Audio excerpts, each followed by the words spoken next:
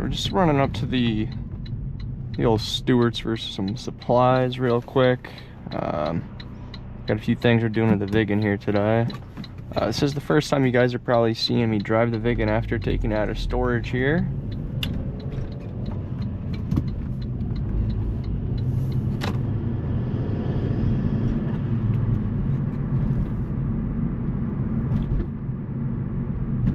I have got a few things I want to do to this before Saab Owners Convention comes up. That's really the big thing that I've got going on with this. So I've got a few parts that I've had sitting in reserve that we're getting ready to get put on. Main things that I want to do to this before the Owners Convention, I've got my wheels and tires, which are mounted right now. At some point later this week I'm going to throw on, and I've got a whole video with those lined up where you guys will see about those. So those will be going on soon. I've got my charge pipe, well, not charge pipe, it's like the turbo inlet pipe that I've got to throw on. Oh, so the turbo inlet pipe I got to mount up. I've got the whole coolant hose kit from DO88. I've got the whole kit. I got to throw those on. I got them in black. I don't want some random like pool noodle color. I just think they look goofy if you get like blue hoses or red hoses or the Ronald McDonald yellow hoses. I think they just look really bad and it looks corny as fuck. So I opted out of that. I've also got a whole new clutch pedal assembly that I gotta swap out. This one's not the best, so I'm gonna change that. I've gotta swap the brakes on the car. I've got those literally in the trunk as we speak, as well as some miscellaneous body pieces that I want to touch up. And then also this driver's seat. It's cracked a little bit. I've got these little patch pieces that I'm going to use to cover up the old patch pieces that I have in here because they started to peel up.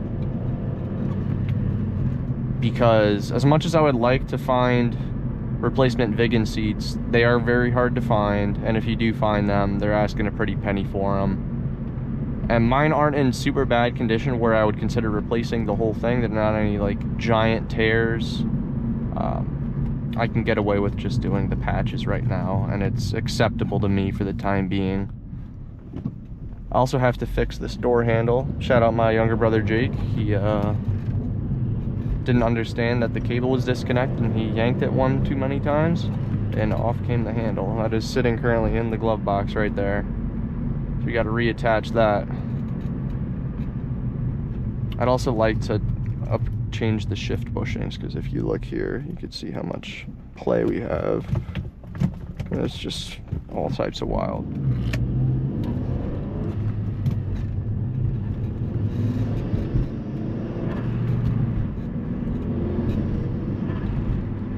As you can probably hear by the sounds, I don't know if you can with the GoPro audio here, but shop foreman at my work, Chris, shout out this guy, great guy. He donated me, he had a old forge diverter valve, I want to say from a Mark II Golf, that he wasn't using anymore, because I was talking about, oh, I want to get the Forge Motorsports diverter valve for the Viggen, and he's like, oh, like one of these here? And I'm like, yeah, wow, that's actually kind of sick. It's not the exact same one that is supposed to go for this, specifically for T7 cars, because if you listen, that little high-pitched is a blow-off portion of it, which on T7 cars will make them cranky, because you're not recirculating all of the air back into the intake side, and you're venting some to atmosphere. Luckily enough for this generation forged diverter valve slash blow-off valve, you can adjust how much of the air from that valve gets recirculated back into the charge system of the turbo and how much gets vented. So I have it split about 50-50, and it's not throwing any sort of check engines at the moment, so I'll take that as a win.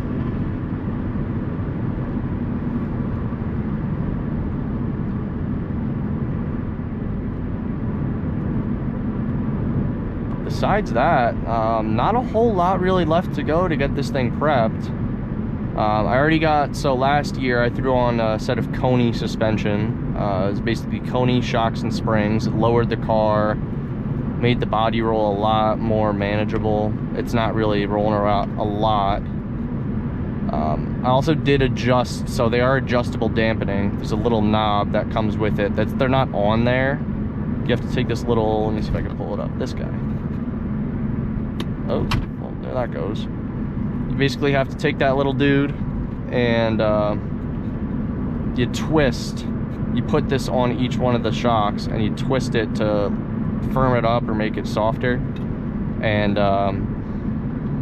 since I was at the concourse for Grid Life last year, I just put it on firm all the way because I knew I was gonna be doing some nice driving with a good group of guys then. Yeah, just waiting to put all the pieces together. And oh, another thing, I'm gonna let the cat out of the bag. I am planning on absolutely decimating everyone that goes to the Saab Owners Day, Saab Owners Convention track day.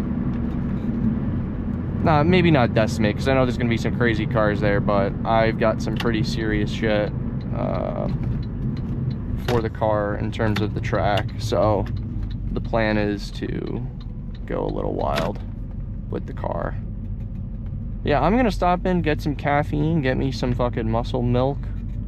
I woke up a little late today, so I'm gonna try and recoup some of my losses for the day. Get this patch piece put on to C. Sorry, we got a little camera switch up here. It's a little later in the day, just to go over quickly the car, what I've got here. So obviously the wheels are getting changed.